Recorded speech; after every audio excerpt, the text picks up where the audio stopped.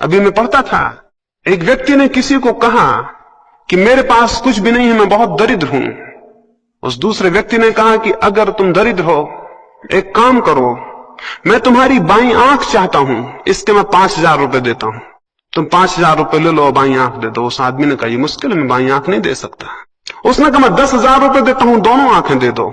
उसने कहा, 10,000 फिर भी मैं नहीं दे सकता। उसने कहा, मैं तुम्हें 50,000 रुपए देता हूं, तुम अपनी जान मुझे दे दो। उसने कहा, यह असंभव, मैं नहीं दे सकता। उस आदमी ने कहा, तब तो तुम्हारे पास बहुत कुछ है जिसका बहुत दाम है। तुम्हारे पास 2 आंखें हैं जिनको तुम 10,000 में देने को राजी नहीं हो, लेकिन तुम कह रहे थे मेरे पास कुछ भी नहीं है। मैं उस आदमी और उस विचार की बात आपसे कह रहा हूं जो आपके पास है, उसको स्मरण रखें, और जो साधना में मिले, थोड़ा सा रत्ती भर भी मिले, उसे स्मरण रखें, उसकी विचार करें, उसकी चर्चा करें। उसके आधार से और मिलने का रास्ता बनेगा, क्योंकि आशा बढ़ेगी। और जो नहीं मिला, एक महिला मेरे पास आती थी, पढ़ी लिखी हैं, एक कॉलेज में प्रोफेसर हैं, संस्कृत की विद्वान हैं। वो मेरे पास आती थी, एक 7 दिन का प्रयोग चलता था ध्यान का, उसमें आती थी। पहले दिन वो प्रयोग करने के बाद उठी और बाहर जाके मुझसे कहीं, क्षमा करें, अभी मुझे आज कोई ईश्वर के दर्शन नहीं हुए। पहले दिन वो प्रयोग किए और बाहर जाके मुझसे कहीं, क्षमा करें, अभी मुझे कोई ईश्वर के दर्शन नहीं हुए।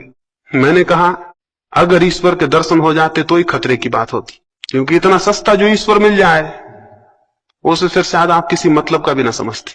और मैंने उनसे कहा कि जो ये आकांक्षा करे कि वो 10 मिनट आंख बंद करके बैठ गया है, इसलिए ईश्वर को पाने का हकदार हो गया है, उससे ज्यादा मूढ़तापूर्ण और कोई वृत्ति और विचार नहीं हो सकता।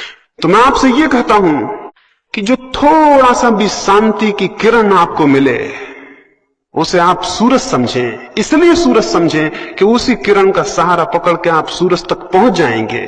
इस अंधकार से भरे कमरे में अगर मैं बैठा हूं और एक मुझे थोड़ी सी किरण दिखाई पड़ती हो, तो मेरे पास 2 रास्ते हैं। एक तो मैं ये कहूं, ये किरण क्या, अंधकार इतना घना है, इस किरण से क्या होगा, अंधकार इतना ज्यादा है। एक रास्ता ये भी है कि मैं ये कहूं कि अंधकार कितना ही हो, लेकिन एक किरण मुझे उपलब्ध है, और अगर मैं इसकी दिशा में इसका अनुगमन करूं तो मैं वहां तक पहुंच जाऊंगा जहां से किरण पैदा हुई और जहां सूरज होगा। तो मैं आपको अंधकार ज्यादा हो तो भी उसे विचार करने को नहीं कहता, किरण छोटी हो तो भी उस पर ही विचार को खड़ा करने को कहता हूं। इससे आशा की दृष्टि खड़ी होगी। अन्यथा हमारे जीवन बड़े उल्टे हैं। अगर मैं आपको एक गुलाब के फूल के पौधे के पास ले जाऊं और आपको पौधा दिखाऊं, तो शायद आप मुझसे कहें कि इसमें क्या है, भगवान कैसा अन्यायी है, 2-4 तो फूल हैं, हजारों कांटे हैं। एक दृष्टि ये भी है कि गुलाब के पास जाके हम ये कहें कि भगवान कैसा अन्यायी है, हजारों कांटे हैं, कहीं एक आध फूल है।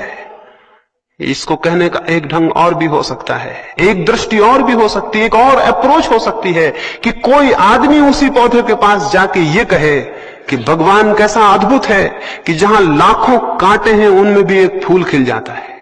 कोई इसे यूं भी देख सकता है कि कहे कि जहां लाखों कांटे हैं उनमें भी एक फूल खिल जाता है, दुनिया अद्भुत है, कांटों के बीच भी फूल के खिलने की संभावना कितनी आश्चर्यजनक है। तो मैं आपको दूसरी दृष्टि रखने को कहूंगा इन 3 दिनों में। छोटी सी भी आशा की जो भी झलक आपको मिले साधना में, उसको आधार बनाएं, उसको संबल बनाएं। तीसरी बात, साधना के इन 3 दिनों में आपको ठीक वैसे ही नहीं जीना है जैसा आप आज सांझ तक जीते रहे।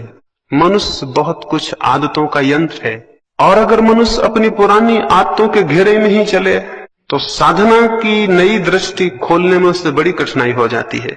तो थोड़े से परिवर्तन करने को मैं आपसे कहूंगा।